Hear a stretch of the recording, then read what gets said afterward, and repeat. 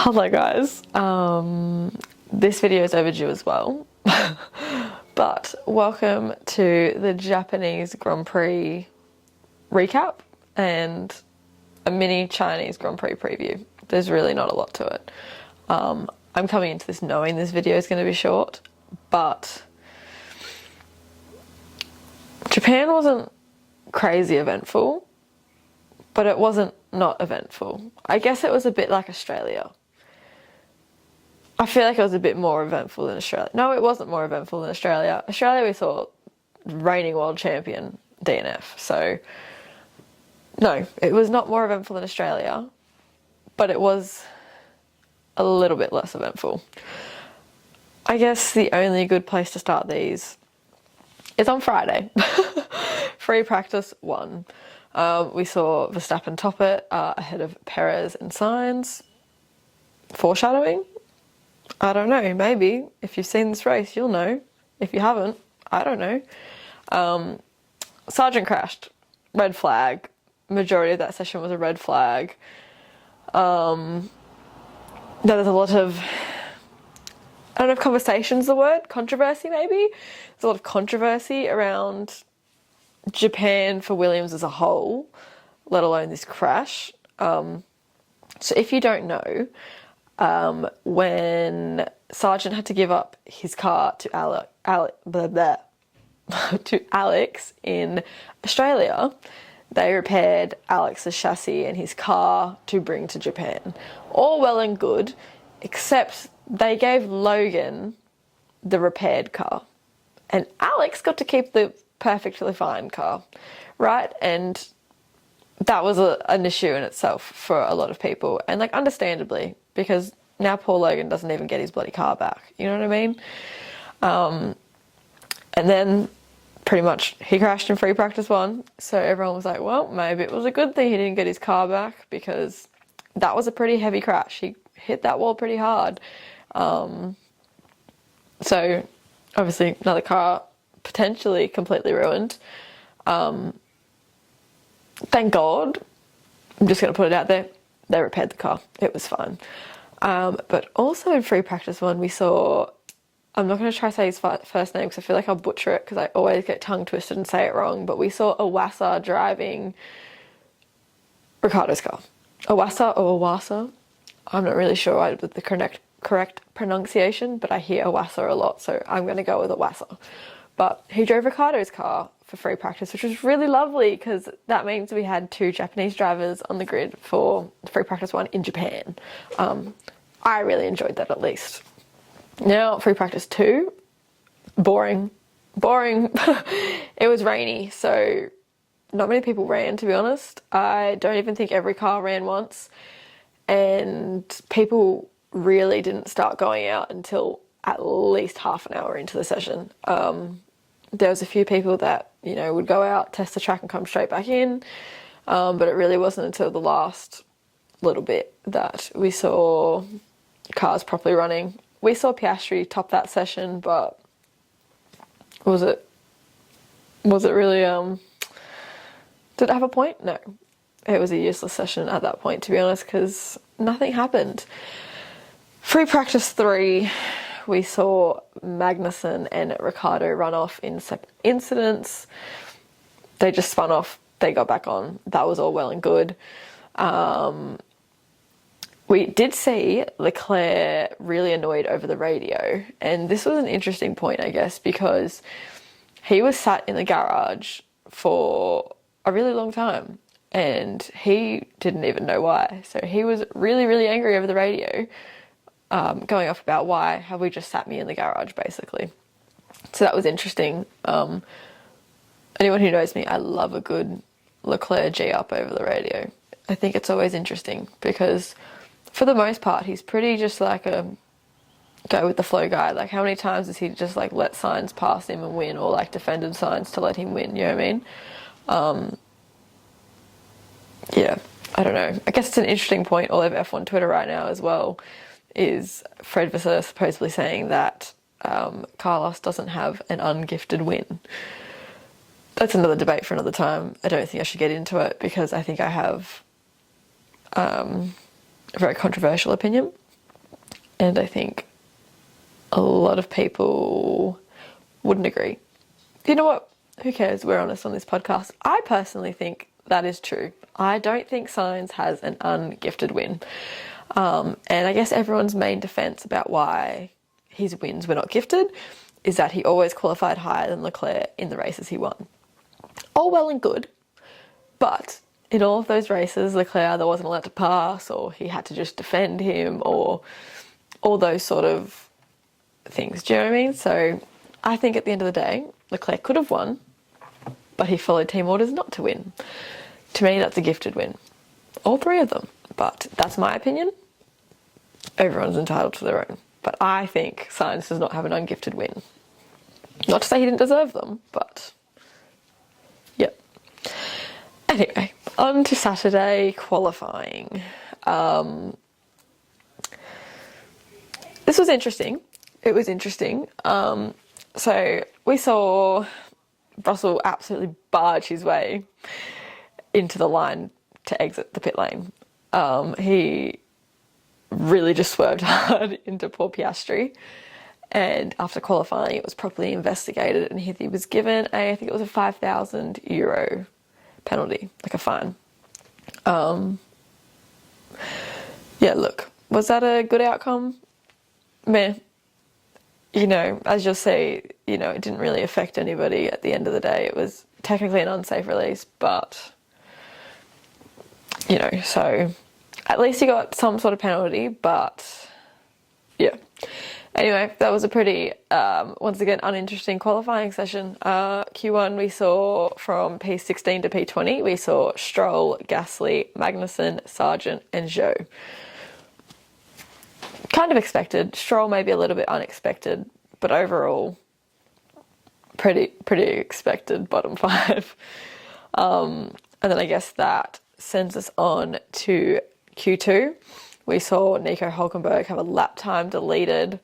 He was in P12 at that time, so that dropped him back to no time set, as it was the only one he set, and that was for track limits. I don't know if I said that. Very clearly track limits, so that time was deleted. Sainz was also complaining over the radio of a soft throttle pedal. Odd. Very odd complaint, to be honest. And I think most people were confused by that radio message because it's not common. I don't think that's something you really hear very often. But other than that, once again, pretty tame session, and we saw from P11 to P15, Ricciardo, Hülkenberg, Bottas, Albon and Ocon. Once again, pretty standard. Q3, as a Ferrari girl, yeah. So they literally sat Charles Leclerc in the garage for majority of Q3. He really had time for one flyer, and that only sat him in P8. That sat him in P8, and I guess the funny part about it as well is even though he knew he was only getting that one lap, he thought it was a really good lap. He was really impressed by it, and he thought, you know what, this one's going to do me good. It sat him in P8. So with that being said, we obviously had Verstappen on pole, and then we had Perez, Norris, Sainz, Alonso, Piastri, Hamilton, Leclerc, Russell and Tsunoda. Now, over the radios, we heard Alonso, Hamilton and Leclerc all confused about the fact that they could not find any more time in their laps. They were putting out the best laps they thought they could, and it still wasn't enough. So they were really confused about where Verstappen was finding all this time. And then we cut over to Verstappen's radio where God love Max Verstappen. He's going, it wasn't a great lap. I could have done better. What do we expect from the man, really? Of course he could have done better. Of course he could. It's Max Verstappen. But I think that was a really funny contrast going from these two world champions and a pretty great driver who should be contending for world championships, complaining about how they can't find any more time and don't know how they could possibly find more time because this is the best laps that they could do. And then Verstappen just shitting on them. You know what, guys? I actually could have done better. This was terrible. So that was something. Sunday, race day. Oh my God. If you're an Albon fan or a Ricciardo fan and you've not seen this race, cover your ears right now, because lap 1 incident, Albon, Ricciardo into each other and off into the wall. Absolutely insane. It really depends on how you look at it, whose fault it was. I'm just going to call it a racing incident, to be honest with you. But at the end of the day, Albon was squeezing up into a gap that really was closing quick. And I don't see how he thought a third car could fit across where he did this. And everyone's blaming Ricciardo, obviously, because everybody thinks Ricciardo's time's up and he needs to go. But I don't completely think it was Ricciardo's fault. That's a controversial opinion as well. I think if we have to blame anyone, we have to blame Albon. He was pushing into a gap that was very quickly closing. But I think overall, it's a racing incident. Obviously, that session was red flagged and they needed a decent amount of time to repair the damage to the track. I think they ended up red flagging for literally about 20 minutes, which is kind of quick, to be fair. But obviously, standing restart. So we saw that go again. Pretty tame again, but we saw Zhou Guanyu retire. And I think we saw Hamilton really check out of Mercedes. He actually asked over the radio if George wanted to pass. He let George pass because I don't know whether he just didn't think he was going to be able to hold him off for long and thought, why fight? But Russell, oh my God, Hamilton offered to let Russell pass. So he did.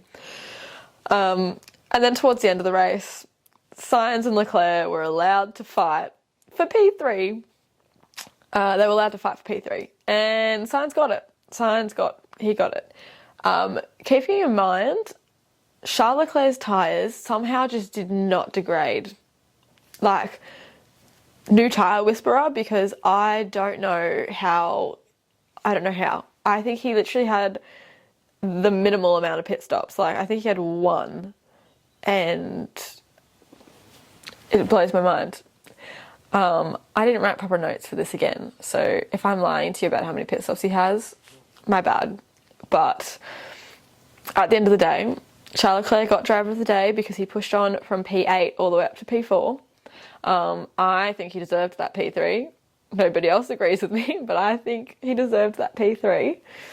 But I'm glad he at least got driver of the day. So obviously that podium was P1 Verstappen, P2 Perez, and P3 Sainz. Now, what does this mean for the championship standings? The driver standings, we still have Verstappen ahead with 77 points. Then we have Perez, who's swapped with Charles Leclerc for P2, and he's now with 64 points, and Leclerc back in P3 now with 59. As for the constructors, obviously Red Bull's ahead with 141, and Ferrari's not that far behind on 120. And last but not least, McLaren in P3 with 69 points. If you noticed an outfit change, no you didn't. My camera battery definitely didn't die, and I definitely didn't have to charge it for the last 3 hours, and I'm definitely not restarting this now. So none of that happened. But anyway, just to reiterate, constructors, Red Bull, Ferrari, McLaren. We spoke last week about, not last week, but last episode, I suppose. We spoke last episode about Mercedes having their drivers in P7 and P10. Well, slightly improved, P7 and P9. Yeah, look, I think, yeah. I don't know if they're going to ever fully recover.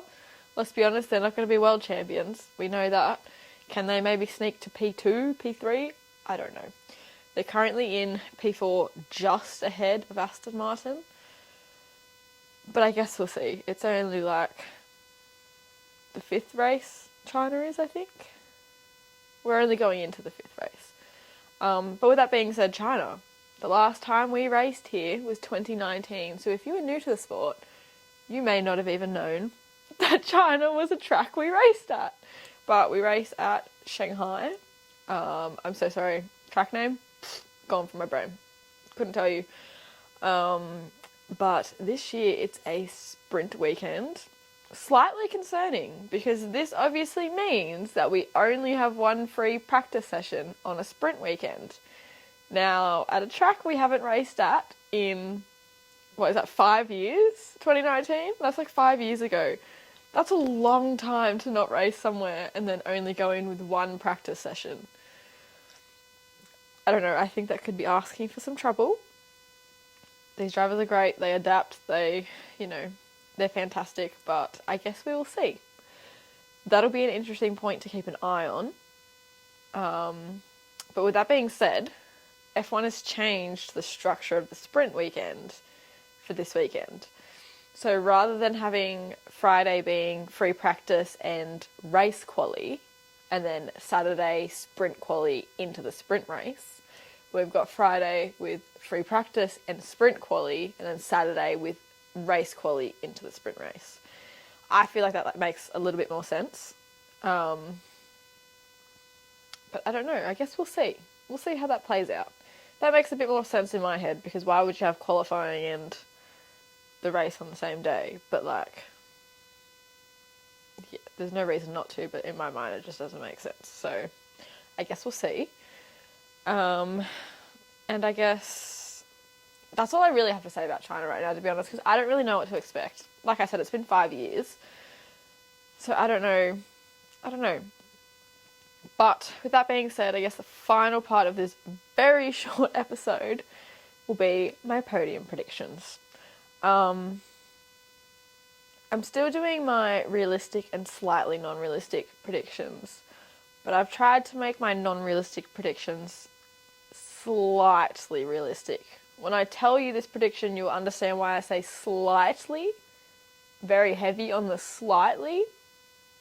But in P3, for my slightly realistic podium, we have Pierre Gasly. That's obviously very unrealistic. It's not going to happen. It's what I would like to happen, but it's not going to happen. Be so real right now, Olivia. It's not going to happen. In saying that, P2 could happen, Lando Norris. Look, I wouldn't be surprised if he wound up on that second step of the podium. And in P1, I think it's pretty unrealistic, but Oscar Piastri. Why not? Why not Oscar Piastri?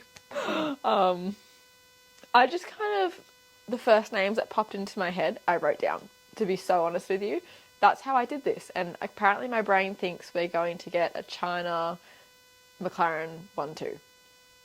The last few races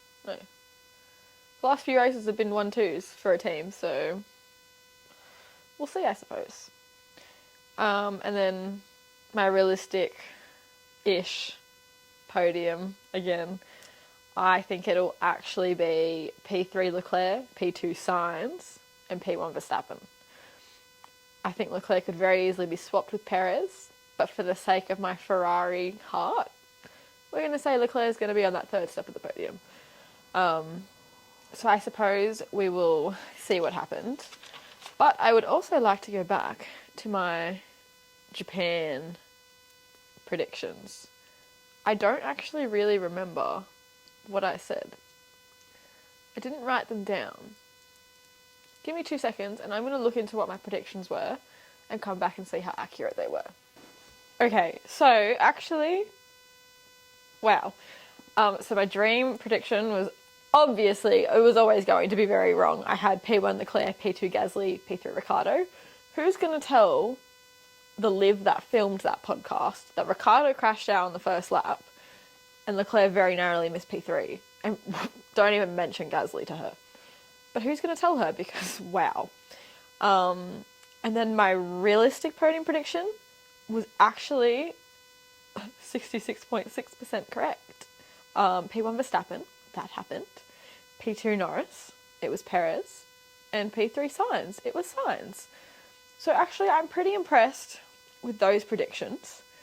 I'm excited to see what happens out of China. I'm going to actually write down my predictions this time so I don't forget.